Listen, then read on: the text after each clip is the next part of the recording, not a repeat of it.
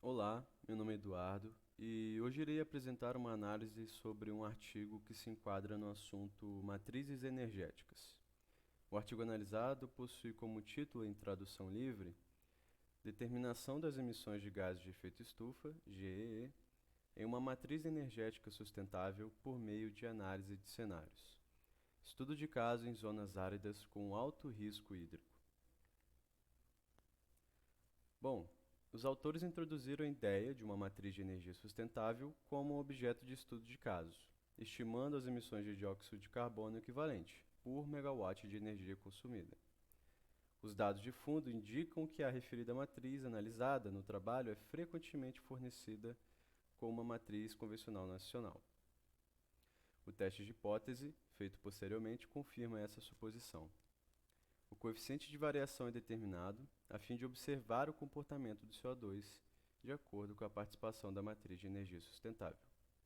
Claro, nos momentos em que não atende a demanda e deve ser abastecida com recursos fósseis do Sistema Interligado Nacional.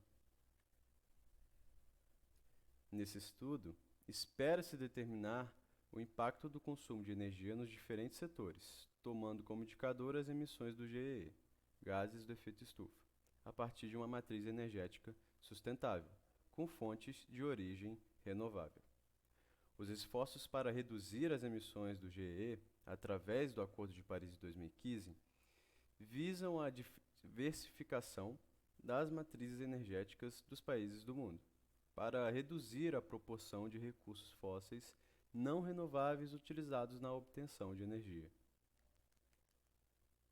Então vamos à metodologia empregada no trabalho.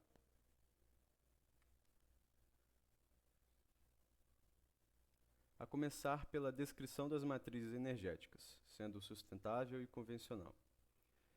Bom, para a Argentina, 93% da oferta total de energia primária é produzida com recursos próprios, principalmente gás natural e petróleo, o que indica uma tendência para a autonomia energética, marcada por uma forte produção nacional de energias não renováveis. As importações de energia nuclear, petróleo e gás iniciaram-se em 2010, o que deu um sinal de um déficit energético negativo de 7%, conforme se pode observar na figura 1.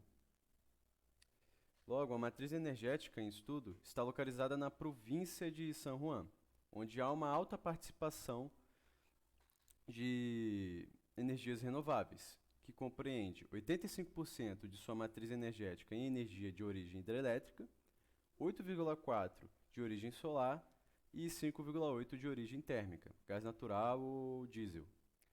A matriz energética sustentável tem capacidade instalada para atender a uma demanda energética média local. E o gráfico em pizza mostra a matriz energética sustentável dividida em suas três classes.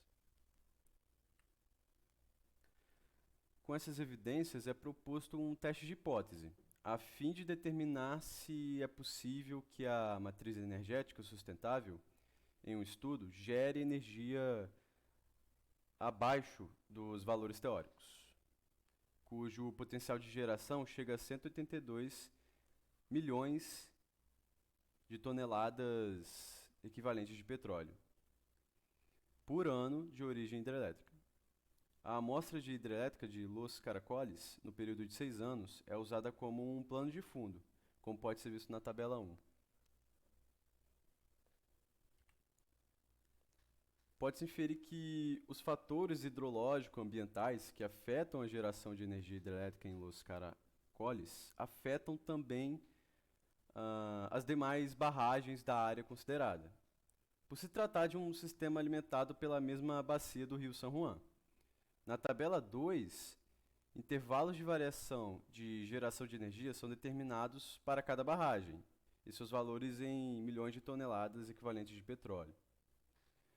Os cenários, vistos na tabela 3, ajudam a identificar situações ambientais de precipitação elevada, cenário 1, precipitação média, cenário 2, e precipitação muito baixa, cenário 3.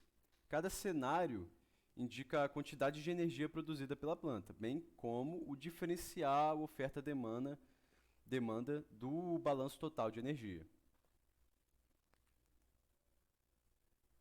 Logo, os fatores de emissão padrão de CO2 equivalente são utilizados para a geração de energia elétrica a partir da queima de combustíveis fósseis, conforme detalhado aí na tabela 4. Considerando os recursos em unidades de volume, o gás natural, para quantificar as emissões, muitas vezes consideradas neutras, utilizam-se os fatores padrão previstos na metodologia exposta no trabalho dos autores a partir da análise de ciclo. Logo, vamos aos resultados.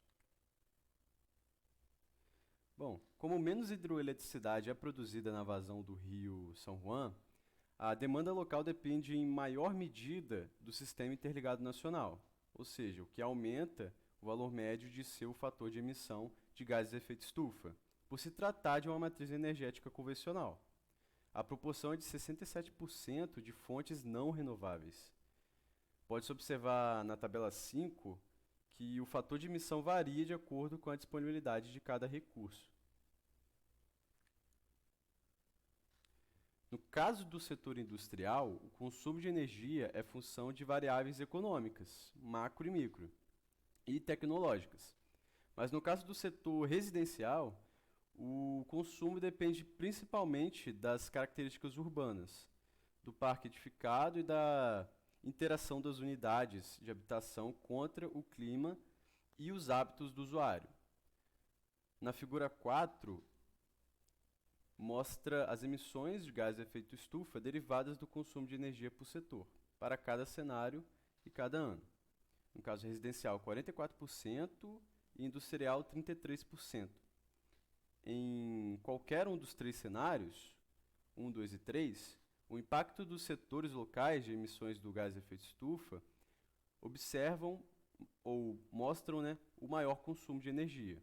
Nesses setores, o potencial de redução do consumo de energia é essencial para reduzir a poluição ambiental. Considerando os antecedentes e dada a sua extensão temporal, os fatores de emissão são estimados em cada cenário para a população objeto de estudo e para as abordagens longitudinais, ou seja, aquelas vistas em torno dos anos de 1995 até 2014, e a seccional de referência, que é a de 2011, conforme mostra na figura da tabela 6 aí.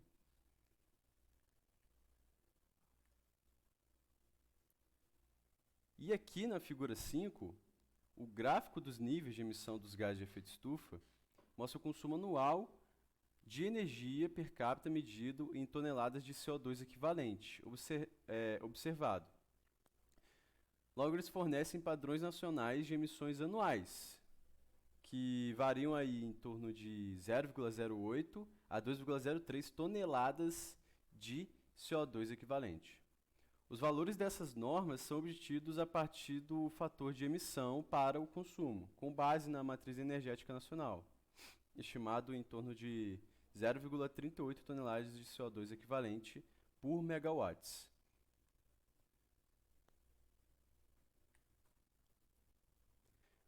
Então, observa-se que, apesar do impacto do risco hídrico da matriz energética sustentável analisada sobre os níveis de emissões de gás de efeito estufa, o cenário pessimista, ou seja, o 3, definido nesse trabalho, indica a quantidade de gás de efeito estufa menos impactantes ainda do que os observados em países desenvolvidos, cujos parâmetros estão próximos e, às vezes, excedem aí a 10 toneladas de CO2 equivalente, pessoa ao ano. Logo, vamos à conclusão. Então, os autores chegaram que o valor estimado das emissões, com base na potência instalada na matriz energética, é um valor extremo com baixa probabilidade de ocorrência e oferece uma impressão enganosa de sustentabilidade. E que a matriz energética sustentável analisada é difícil de manter ao longo do tempo, e apenas 17% das vezes promete emissões desprezíveis. Uma das razões para essa variabilidade pode ser encontrada na crescente contração das geleiras andinas, vista no Diário de Cunho de 2018. que se manifesta na redução da vazão do rio São Juan.